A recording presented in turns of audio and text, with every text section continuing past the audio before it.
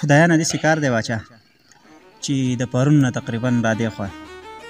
په سوشل میډیا باندې دغه یوه واقعه ګردش کوي چې یو هلک را لګېدل دی تقریبا 14-15 کالو دی چې خپل مور او پلار یې ایښتي دي نور داسې قسمه بلا واقعې مخې ته راغلې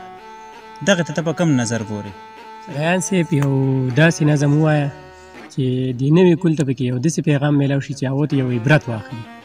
او که داسې یو نظم دې تیار کړی نو هغه نظم دې مینوالو ته پیش کړه ولې نه قاري چې دایان صاحب نظم لیکلی نو په هغې کې به خامخا دغه کتونکو ته او دغه نوي کل ته پیغام نو دایان صاحب دغه نظم دی پرون مازدیګر مې لیکلی دی دغه ټول پښتون ولس ته دې په پښتنه مینه باندې ډالی وي ارشاد په دغه هیله چې په غور سره یې واوري نظم دی حیران حیران یم څه وویم یاره څه ولیکم ما نه ګیلې مه کوئ څنګه لفظونه ښه ولیکم دلته کې دومره بې احساسه زندګي شوې ده دلته ملګرو د کعبې بې حرمتي شوې ده دلته کې دومره بې احساسه زندګي شوې ده دلته ملګرو د کعبې بې حرمتي شوې ده دومره په جبر او په ظلم دې بدرنګ کو یاره ظالم انسانه تا جنت په وینو رنګ کو یاره د زړه په غوښو چې لالې یې رالوی کړی وي چا تمامي عمر چې په ولو ګرځولی وي چا تر نیمې شپو یې درته کړي شوګیرې وي یاره چې ستا د درد سره یې دواړه سترګې سرې وي یاره د زړه په غوښو چې لالې یې رالوی کړی وي چا تمامي عمر چې په ولو ګرځولی وي چا تر نیمې شپو یې درته کړي شوګیرې وي یاره چې ستا د درد سره یې دواړه سترګې سرې وي یاره په زار قربان لپزې ځان ته رابللی یې ته په زوره زوره یې خپل ځان ته خندولی یې ته په پردي ښار کې ستا دپاره مزدوري کوله ته یې خان کړی په خپلې غلامي کوله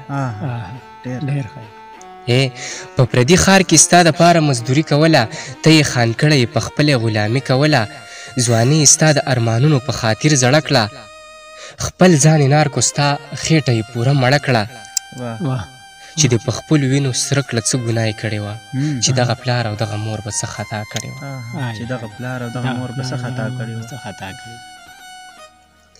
په پردي ښار کې ستا دپاره مزدوري کوله ته یې خان کړی په خپلې غلامي کوله ځواني یې ستا د ارمانونو په خاطر زړه کړه خپل ځان یې نار کو ستا خېټه یې پوره مړه کړه چې د په خپلو وینو سر کړه څه ګناه یې کړې وه چې دغه پلار او دغه مور به څه خطا کړې وه په سخت الفاظو د خپل کردار غندنه وکړه د چا چې نشته د هغو نه یې پوښتنه وکړه سخت الفاظو د خپل کردار غندنه وکړه د چا چې نشته د هغو نه یې پوښتنه وکړه ورشه ظالمه په قبرونو باندې مړه شو خلق د خپلې مور د مخ دیدار پسې ړانده شو خلق تیریږي هر څنګه وخت یاره خو بس څه تیریږي د مور او پلار نه بغیر ژوند څومره پې کتیریږي په سخت الفاظو د خپل کردار غندنه وکړه د چا چې نشته د هغو نه یې پوښتنه وکړه ورشه ظالمه په قبرونو باندې مړه شو خلق د خپلې مور د مخ دیدار پسې ړانده شو خلق تیریږي هر څنګه وخت یاره خو بس څه تیریږي د پلار او مور نه بغیر ژوند څومره پې کتیریږي په ژوندون وکئ د خپل پلار او مور خدمت اولسه که آخرت کې راحت غواړئ او جنت اولسه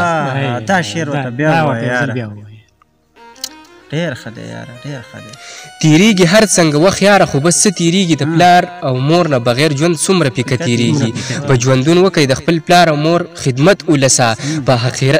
که آخرت کې راحت غواړئ او جنت اولسه خدای دې نه بخي که مور او پلار بخلی نه یي کامیابېدی نه شي چې دغه پلار وهلی نه یي دیانه نه کېږي احساس چاته په دې نظمونو